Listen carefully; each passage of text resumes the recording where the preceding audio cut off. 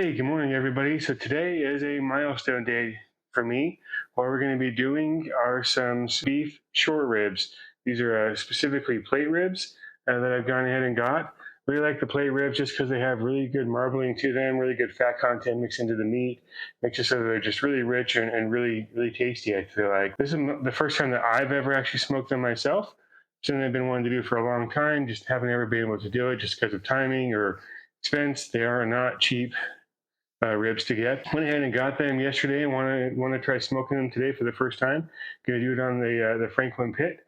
Just going to kind of do my normal rub here. The half kosher salt, half coarse ground black pepper. Use yellow mustard for the slather. Just keep it really simple. Use the things that I'm familiar with so I have a good baseline of what I'm doing. So that way when I try them and compare them, it gives me a good baseline to understand, what I did and what I maybe could change for next time. But I want to go ahead and just show you guys what I'm going to do to get these prepped and ready for outside. They're already trimmed up and ready to go.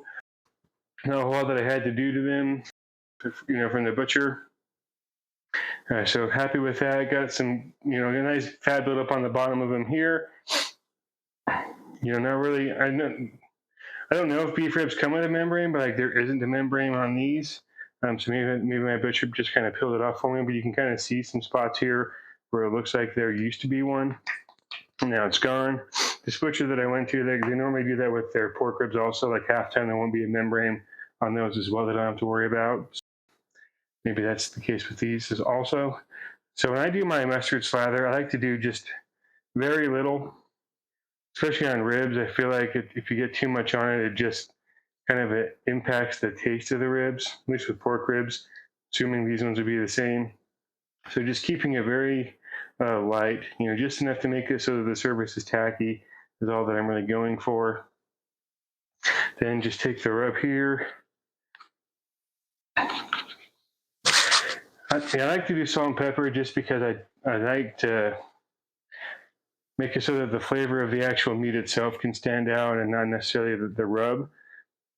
But at the same time, I don't want to cake this thing with rub either, because I don't want it to be overpowering. I want the meat to be what I'm tasting more than anything.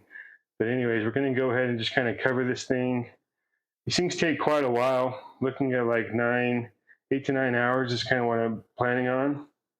I'm not going to wrap them, just going to cook them all the way unwrapped, get as much smoke flavor and build as much bark on them as I possibly can. A lot of this I'm just kind of following Aaron Franklin's the instructions from Aaron Franklin, where he, in his book, talks about doing ribs like these. Some people also call them Dino ribs, but where he talks about how when he does ribs like these, beef spare ribs, that beef short ribs, that he will cook them on 285 degrees. He uses his own Franklin pit, which is what I'm using as well. So figured may as well kind of go with that. So we'll cook them at 285. Try to keep it around 285 as much as we can. Keep them on the far end of the pit, away from the firebox, and then just really spritz them and keep them from drying out all throughout using the apple cider vinegar. I think is going to be really critical with these also.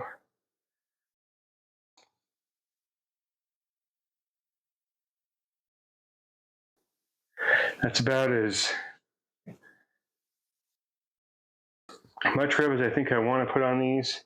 And I'm just not a big fan of over seasoning, putting too much rub on anything, especially when it comes to beef. It has such good natural flavoring to it, and beef short ribs are just so rich in general.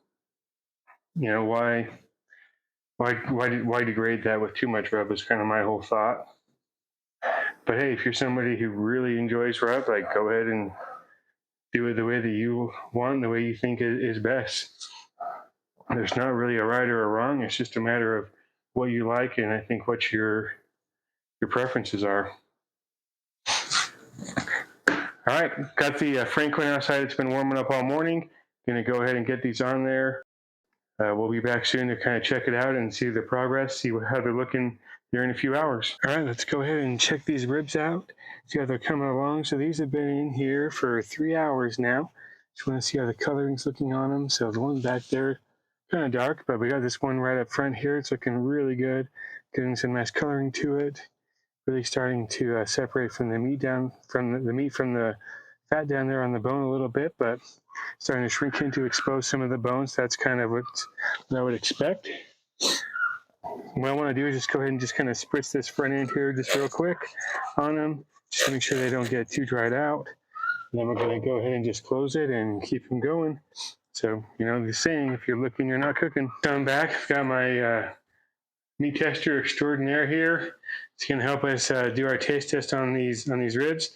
This is the first rack that we did. It's been resting for about 45 minutes now, so we're just going to go ahead and start slicing into it and tasting and see how it turned out. So internal temp on this was about 202 to 203 degrees when I pulled it off, but just did a probe test on it, just kind of probed around. And I think I showed you guys where I was like going underneath the bone even and just kind of testing it for tenderness. That's really all that matters, is making sure it's nice and soft, and then we know it's ready to go. And slicing right through it, that was about like going through just really warm butter there. So here's what the rib looks like. Looks really great. It smells really good, huh? Yep, it smells fantastic. So here's a piece you can try. Not a huge piece, but we don't want to eat it all before dinner time, right? It does? Yeah. Let's give it a try. It's like brisket. Taste here. Here's some more. Yeah, it does taste kind of like brisket. It just tastes good. Really moist, really tender, really juicy. I mean, it just kind of like shreds. You can see here. I mean, when I push this, it's just, the whole thing is just really soft and tender and juicy, and just got really good bark to it. The kosher salt and the pepper turned out really well. So definitely no complaints there. Exposed the bones really well as it just kind of shrunk, which is to be expected, I think. Pork ribs will do the same thing. Oh yeah, that's just sliding right off right there. Just coming right off. So really happy with how this turned out. Again, this is my first time doing these ribs, doing Dino ribs like this. I know. They're just plate short ribs is all they are.